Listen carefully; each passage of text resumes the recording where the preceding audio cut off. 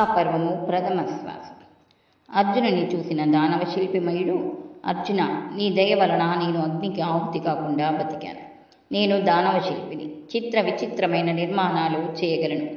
మీకు ఇష్టమైనది ఏదో చెప్పండి, చేస్తాను అన్నాడు. అర్జునుడు కృష్ణుని వంక చూశాడు. శ్రీకృష్ణుడు కురువంశ మహారాజు ధర్మరాజు వైభవానికి తగినట్లు ఒక భవనం నిర్మించి ఇవ్వు అని మయునితో అన్నాడు. మయుడు, ఈ భూమిపై ధర్మరాజుని మించిన రాజు లేడు, అందుకని ప్రజలు మెచ్చేలా చిత్ర విచిత్రమైన భవనాన్ని నిర్మించి ఇస్తాను. వృషపర్వుడనే రాక్షసరాజుకు ఒక సభ నిర్మించడానికి ఉపకరణాలు సమకూర్చుకున్నాను. కారణాంతాల వలన నిర్మించలేకపోయాను. ఉపకరణాలను బిందుసరం అనే సరోవరంలో దాచాను. వాటిని తెచ్చి భవన నిర్మాణం చేస్తాను. నా వద్ద భౌమాదిత్యుడు దాచిన గద, శంఖం ఉన్నాయి. గదను భీమసేనునికి, దేవదత్తము అనే శంఖమును అర్జునునికి ఇస్తాను అన్నాడు. మయసభ వైభవం. మయుడు బిందుసరంలో ఉన్న దూలాలు, కంబములను ఉపయోగించి చిత్ర విచిత్రమైన భవనాన్ని నిర్మించాడు. నీటికి బదులు ఇంద్రనీలమణులను, పద్మరాగమణులతో ఎర్రని పద్మాలను, రజతంతో తెల్లటి తామరలను, రాజహంసలను, వజ్రాలతో చేపలను, ముత్యములతో తెల్లటి నురుగులను, మరకతమణులతో నీటిలోని నాచుని తయారు చేశాడు. అవి నిజమని భ్రమించేలా నిర్మించాడు. నీటి యంత్రాలు, చెట్లు, నీటి పక్షులు, పక్షిగూళ్ళు మొదలైనవి వివిధ రత్నకాంతులతో శోభిల్లే భవనం 14 మాసాలు శ్రమించి నిర్మించాడు.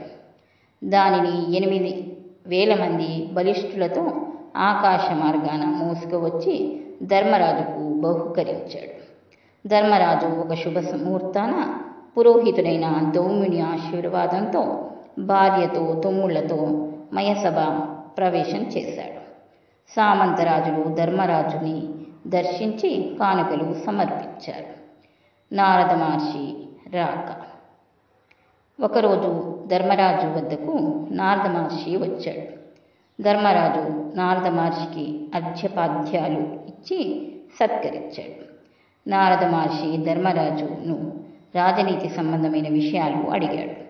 ధర్మరాజు, నువ్వు ధర్మ మార్గం అనుసరిస్తున్నావు కదా, రాజకార్యాలను ధర్మనిష్టతో, స్వబుద్ధితో అర్ధరాత్రి దాటిన తర్వాత కూడా ఆలోచిస్తున్నావు కదా, రాజోద్యోగులలో యోగ్యులను, స్థిరచిత్తులను నియమించావు కదా, సమర్థులైన బ్రాహ్మణులను, శాస్త్ర నియమాలు తెలిసిన వారిని మంత్రులుగా నియమించావు కదా, నీ విజయానికి కారణమైన రహస్యాలోచనం ఎవరికీ తెలియకుండా రక్షిస్తున్నావు కదా, నీ చేత యజ్ఞములు చేయించిన యజ్ఞికుడు యజ్ఞాలు సక్రమంగా నిర్వహిస్తున్నాడు కదా, ఎల్లవేళలా నీ మేలు కోరేవారిని విశ్వాసపాత్రులను సైన్యాధ్యక్షులుగా నియమించావు కదా, పలుకుబడి కలిగిన మంత్రి నీకు వ్యతిరేక కార్యాలలో దిగి నీకు ద్రోహం పెట్టలేదు కదా, ఎందుకంటే ధనము, అధికారము ఎలాంటి వారికైనా గర్వము, దురాశను కలిగిస్తుంది.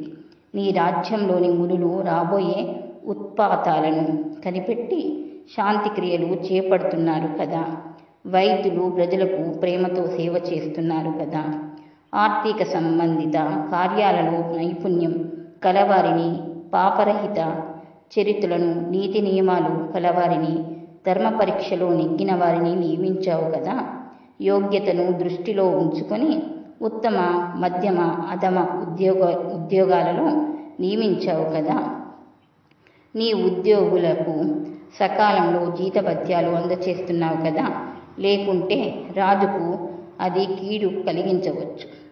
వంశపారంపర్యంగా నీకు సేవ చేస్తూ ప్రాణాలు అర్పించటానికి సిద్ధంగా ఉన్న ఉద్యోగులను గుర్తించి సత్కారాలు చేస్తున్నావు కదా, నీ రాజ్యంలో నీ కోసం ప్రాణాలు అర్పించిన వారి కుటుంబాలకు తిండి, బట్ట, నీడ కల్పిస్తున్నావు కదా, లోభబుద్ధి కలవాళ్లను, దొంగలను, శత్రువులతో స్నేహంగా ఉండేవాళ్లను, పిరికి వాళ్లను, దుర్మార్గులను రాజ్యకార్యాలను నిర్వహించడానికి పంపడం లేదు కదా, నీ రాజ్యంలో అనావృష్టి లేదు కదా, చెరువులన్నీ నిండి ఉన్నాయి కదా, పేద రైతులకు ఉచితంగా విత్తనాలు తదితరాలు ఇస్తున్నావు కదా, పౌరులకు 100కి 1 చొప్పున వడ్డీకి రుణ సౌకర్యం కల్పిస్తున్నావు కదా.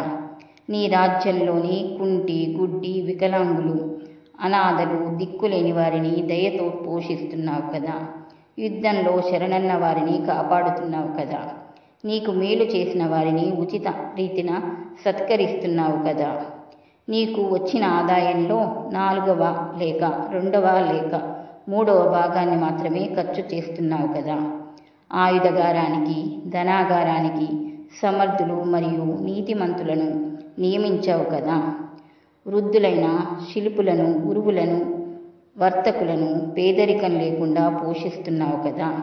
మంత్రులు, సేనానులను అధికంగా ఉండగా కొలువు తీరుతున్నావు కదా. బయట ఉన్నవారి వలన కానీ, లోపల ఉన్నవారి వలన కానీ, శత్రు రాజుల వలన కానీ ముప్పు రాకుండా నువ్వు వేగులను నియమించి కాపాడుకుంటున్నావు కదా. మంచి విద్వత్తు కలిగిన ప్రముఖులతో రాగద్వేష రహితంగా ధర్మం పాటిస్తూ వ్యవహారాలు చక్కబెడుతున్నావు కదా. నీ పరిరక్షణలో ఉన్న ప్రాంతాలు, కోటలు, రాజ్యాలు అన్నీ ధనధాన్య సమృద్ధిగా ఉన్నాయి కదా.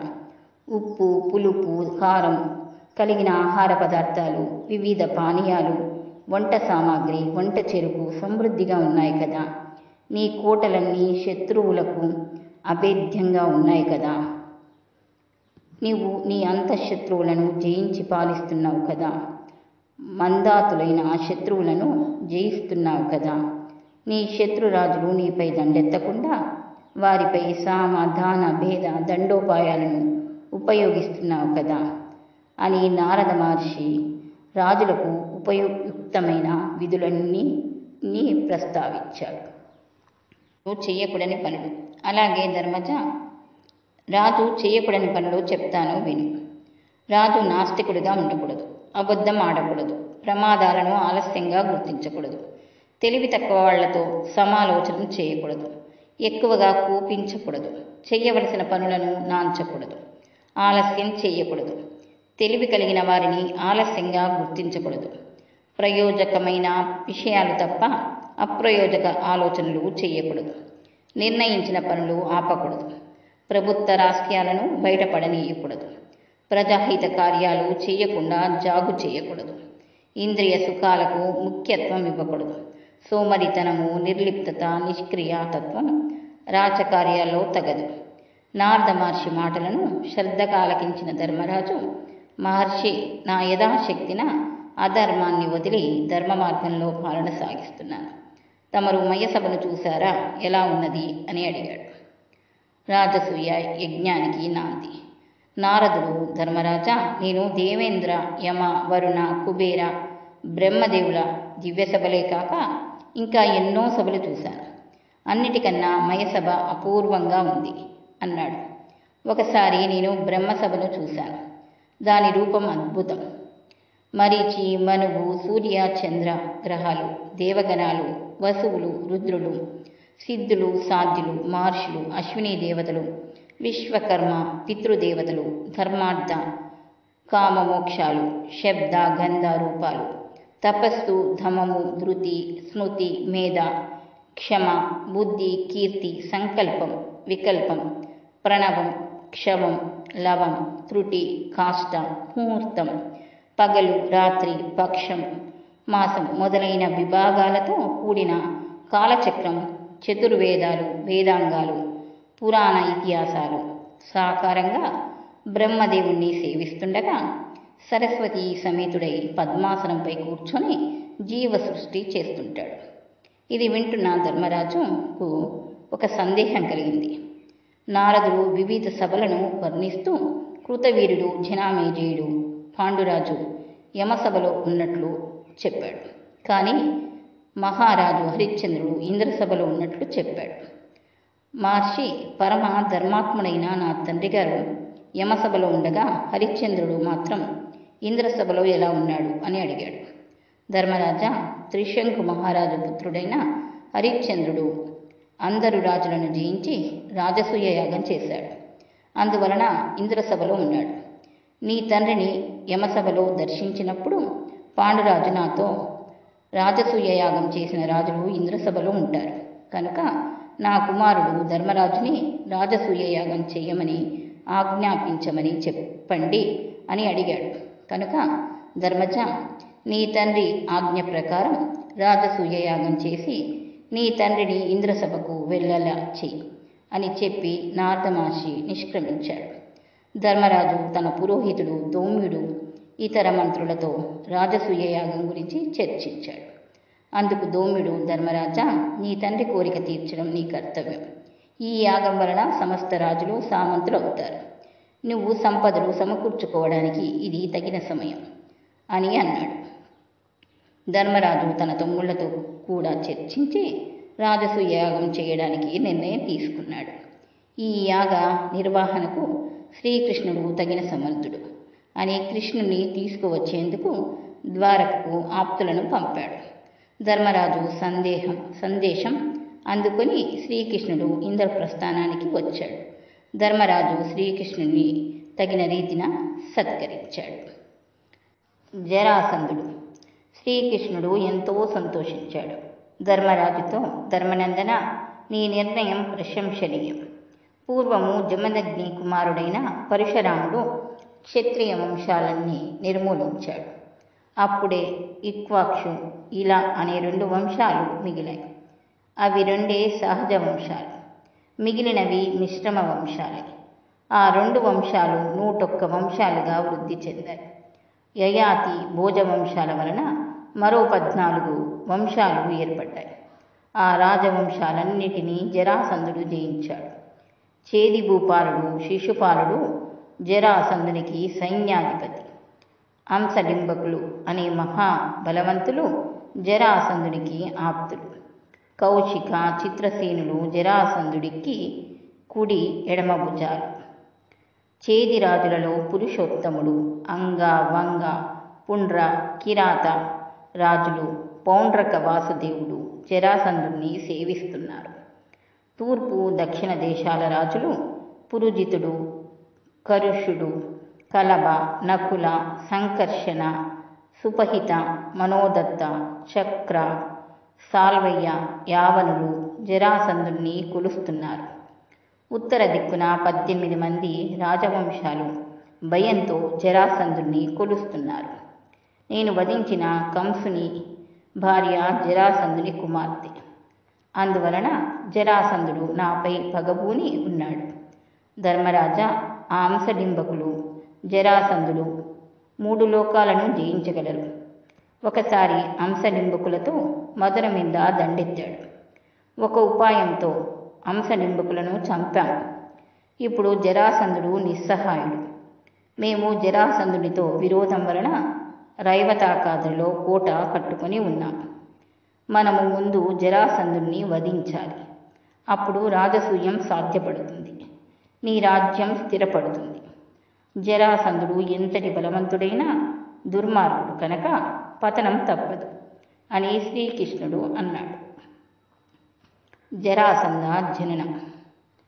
అప్పుడు భీముడు ధర్మరాజుతో, అన్నయ్య, ప్రయత్నంతో అన్ని విజయములు సమకూరుతాయి.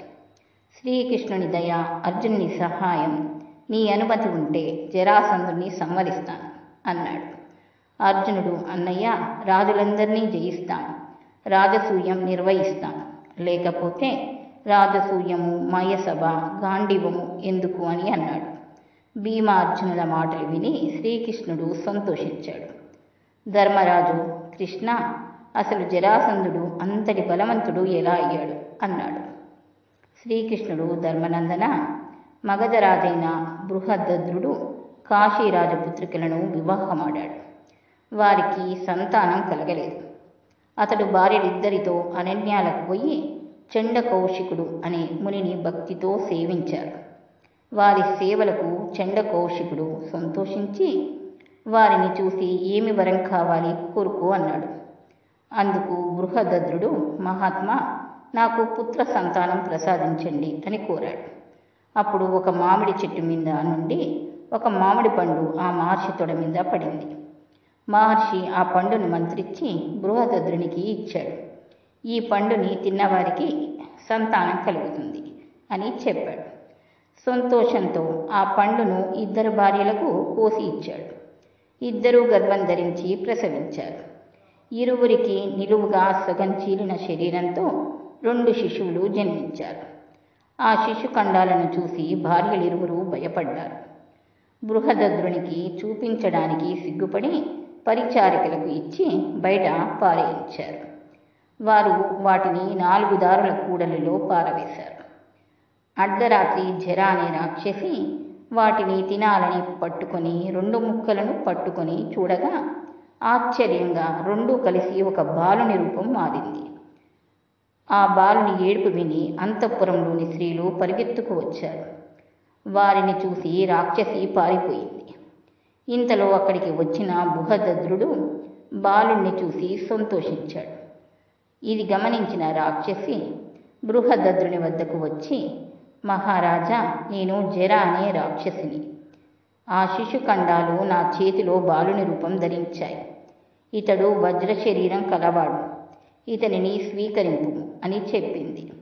బృహదద్రుడు జరతో, నీ దయ వలన నా వంశం ఉద్ధరింపబడింది కనుక ఈ బాలునికి జరాసంధుడు అని నామకరణం చేస్తాను.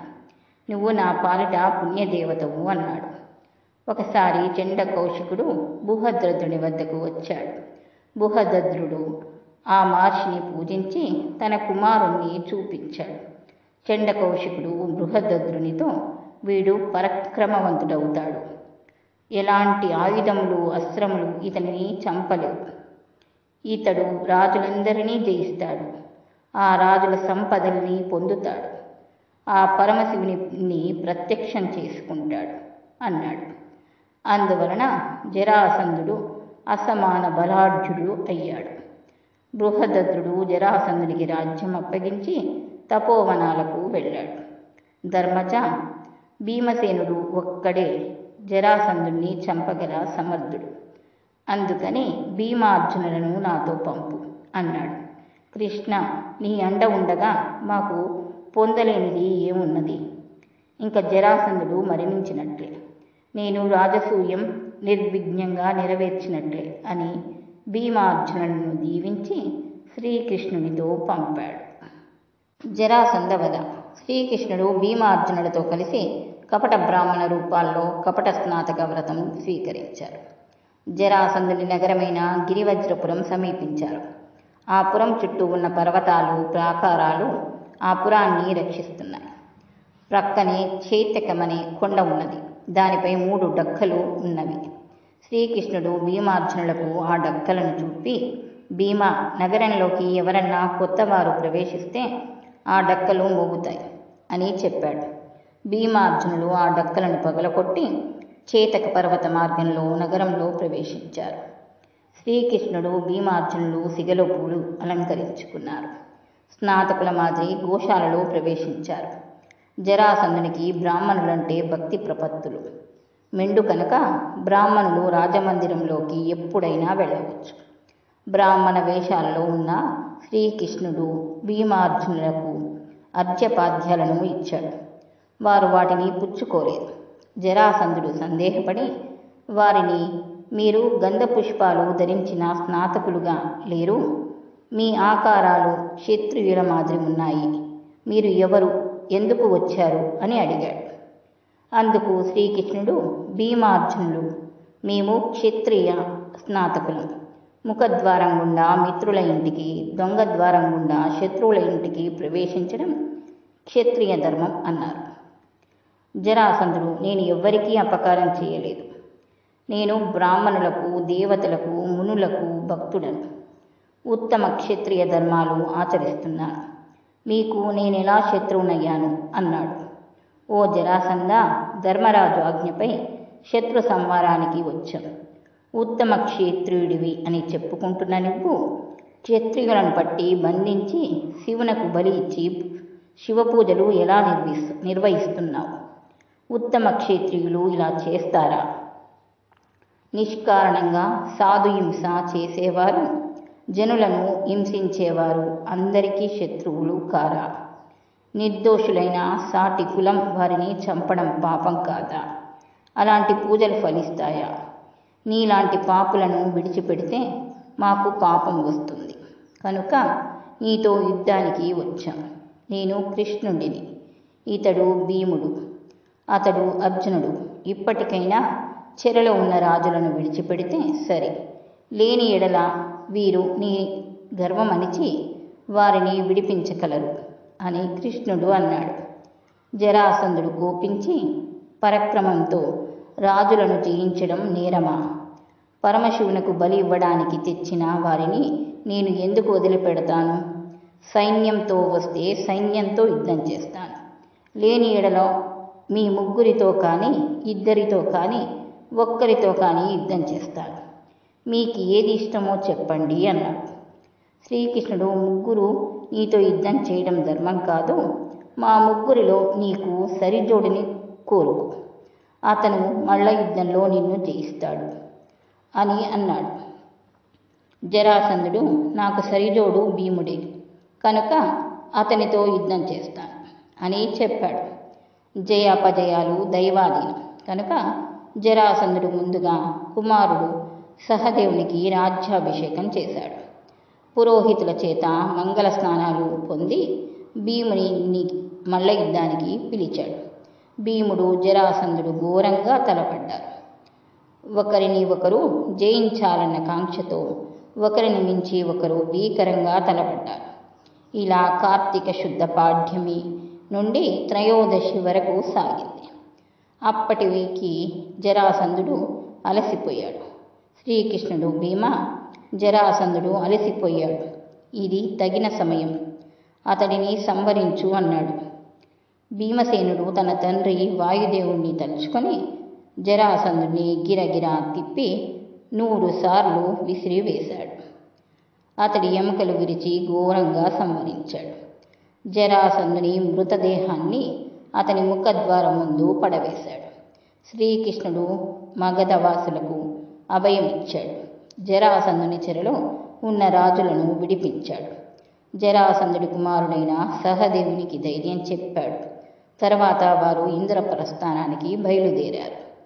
ధర్మరాజుకు జరిగినది చెప్పి విడిపించిన రాజులను చూపించాడు. రాజులంతా వారి వారి రాజ్యాలకు పయనమయ్యారు. శ్రీకృష్ణుడు ద్వారకకు చేరుకున్నాడు.